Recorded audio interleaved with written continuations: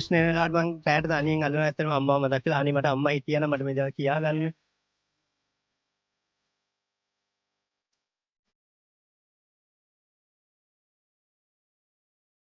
ඉස්සෙල්ලාම අම්මව හම්බුනොත් මං අහනවා ඇයි අම්මේ අපිව දාලා ගියේ කියලා. එයාගේ මම අම්මට කියනවා අම්මා මේක ලක්ිනවා නම් අම්මේ මං ඔයාට හරි ආදරෙයි.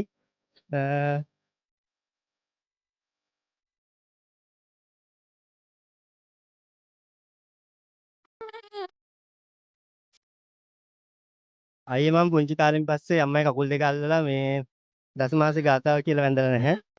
ඉතින් මං අද ඒක කියන්නම් අම්මා මේ වීඩියෝ කොහොමයි දකිනවා නම් දස මාසේ උරේ කත්පා මල්ලි නම මොකද්ද? මගේ නම සජිත් මාරසිංහ. සජිත් කොහොමද ජීවිතේ? මොකද වෙන්නේ මේ දවස්වල? දැන් මම මේකට ඇවිල්ලා අවුරුදු 9ක් වෙනවා. ගෙදර ඉන්නවා අයියලා දෙන්නයි තාත්තයි. අම්මා රට යනවා මම පොඩි කාලෙම. අම්මා රට ගියාට පස්සේ අවුරුදු 5ක් ඒ කියන්නේ මම පාසල් වගේ ඉද්දි අම්මා අපව ලංකාවට එනවා. ඒ ආවට පස්සේ තාත්තත් එක්ක පොඩි ප්‍රශ්නයක් වෙලා අම්මා යනවා ගෙදරින්. ඉතින් ඒ ගියාට පස්සේ තාත්තයි ආච්චි තමයි මම බලාගන්නේ. අම්මා ගියාට පස්සේ ඔයාගේ ජීවිතේ වෙනස් වෙන්නේ කොහොමද? අම්මා ගියාට පස්සේ කියන්නේ මම පොඩි කාලේ නිසා එච්චර මට ලොකු ගාණක් නැහැ ඒක. ඒත් සාමාන්‍ය අපි තේරෙන වයස වගේදී මට ගොඩක් ප්‍රශ්න ආවා. මං ආදරය කරා එක්කෙනෙක්ට. ඒ කෙනාට දාලා ගියාට පස්සේ මට කියා ගන්න කෙනෙක් නෑ. අර කියන්නේ අර අම්මා කෙනෙක්ට ඒ දේ කියපුවාම අයියේ අර අම්මා කෙනෙක් අපිව තේරුම් ගන්නවනේ. අන්න ඒ විදිය ඒ වෙලාවට මට හිතුණා අනේ මගේ අම්මා හිටියනම් මට මේ දේවල් කියන්න මට මේ මගේ යාළුවන්ට කියා ගන්න බැරි ප්‍රශ්න තිබ්බා. ඉතින් ඒ වගේ අවස්ථාවල මම ගොඩක් වෙලාවට මම බිත්තිය දිහා බලාගෙන අම්මගේ රූපෙ හිතින්ම අවාගෙන මේ අඬපු අවස්ථා ගොඩක් තියෙනවා අයියේ. ඊට පස්සේ අම්මව දැක්කෙම නැද්ද? අම්මව හොයන්න ගියේ නැද්ද? අම්මත් එක්ක කතා කරලා ඇහුවේ නැද්ද? ඇයි අම්මේ මට මෙහෙම කරේ? ඇයි මාව දාලා ගියේ කියලා? මං පොඩි කාලේ අපේ අයියලත් එක්ක එහෙම ගියා අම්මව බලන්න.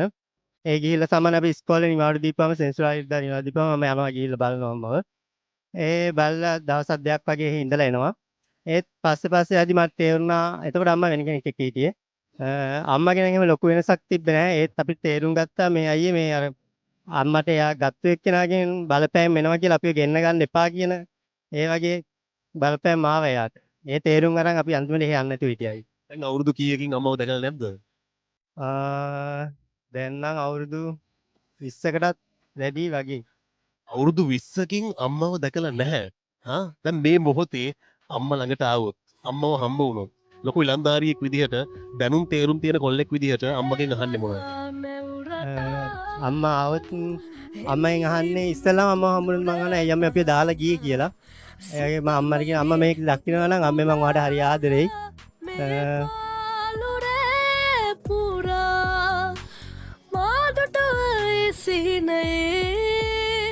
අයියේ මම පුංචි කාලෙන් පස්සේ අම්මයි කකුල් දෙක අල්ලලා මේ දසමාසේ ගාතාව කියලා වැඳලා නැහැ.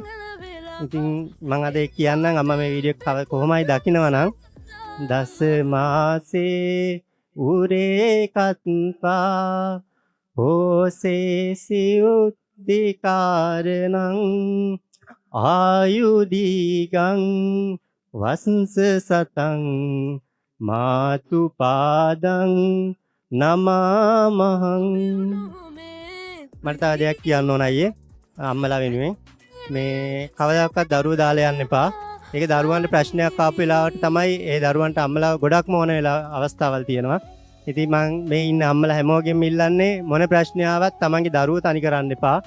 ඕගොල්ලන්ට දරුවන්ට ඕගොල්ලෝ ඕන වෙන අවස්ථාවල් තියෙනවා. හැබැයි දැන් ඔයා ශක්තිමත් පිරිමි ළමයෙක් විදිහට පිරිමියෙක් විදිහට නැගී ඉන්නවා රස්සාවක් කරනවා සල්ලි හොයනවා කොහොම හරි ජීවිතේට ශක්තිවන්තව මුහුණ දෙනවා. මම ප්‍රාර්ථනා කරනවා මේ ශක්තිය හැමදාමත්ම මේ විදිහටම තියෙන්න කියලා. කවදා හරි දවසක අම්මට බැරි වෙද්දී අසනීප වෙද්දී වයසට යද්දී ඔයා ළඟට ආවොතින් අම්මවයි තාත්තවයි එක තැන තියලා වට සලකන්න පුළුවන්. පුළුවන් අය මම සතුටින් මගේ අම්මව බාර ගන්න. වෛරයක් නැහැ. වෛරයක් නැහැ. අම්මගෙන්ට වෛරයක් කරන්න බෑ කවදාකවත් තමයි දරුවෙක්.